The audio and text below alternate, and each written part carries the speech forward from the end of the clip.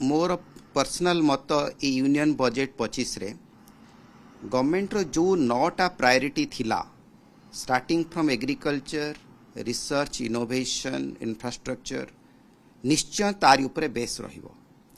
आपण जो मते क्वेश्चन टी पचारले जे आमर प्रायोरिटी दिया जीवो वुमेन माननकू एटा ऑलरेडी तार फोकस लास्ट 5 ईयर ला चली एटा कंटिन्यू करिवो।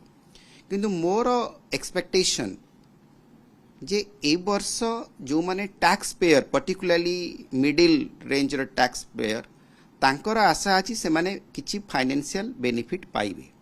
किंतु तार दीटा मॉडल आइदर टैक्स स्लैब रे चेंज हबो और टैक्स रेट रे चेंज हबो।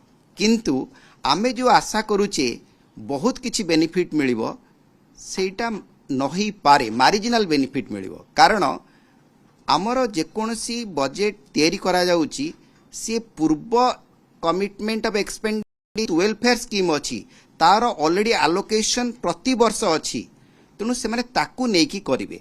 आउ गोटे पॉइंट कहबी तार इंपैक्ट ऑफ बर्डन ऑटोमेटिकली पड़िबो ताकू नेकी से माने एमिति टैक्स रिलीफ देबे जहा द्वारा कि आम कंट्री रो प्रोग्रेस रे किछि बाधा दबनी साइमल्टेनियसली लोक माने बेनिफिट पाइबे। से दीटा मंत्र को नेकी मु भाबुची टैक्स स्लैब चेंज हबो कि टैक्स रेट चेंज हबो। पर्टिकुलरली महिला माननकू से माने एंटरप्राइजिंग स्किल डेवलप करिया पई चाहउछन्ती। आपण माने देखि परिबे लास्ट 3 वर्ष होला गवर्नमेंट केवल फोकस करूची एसआईपी ट्रेनिंग एंड स्टार्टअप सेथिरे से माने आह्वान करूछन्ती महिला माननकू सेथिरे से सेक्टर को आसंतु निजे किछि करंतु। मु जानिबारे महिला माने बहुत भलो बिजनेस एंटरप्राइज करि परिबे अन्य माननक परि। आमे आशा करूचु जे जो एसेंशियल मेडिकल आइटम्स गुड़ाक अच्छी ता देहरे किछि जदि जीएसटी रे से माने चेंज करिवे रेट चेंज करिवे सेटा केवल जीएसटी काउंसिल ही करि पारिबो ताहले हमर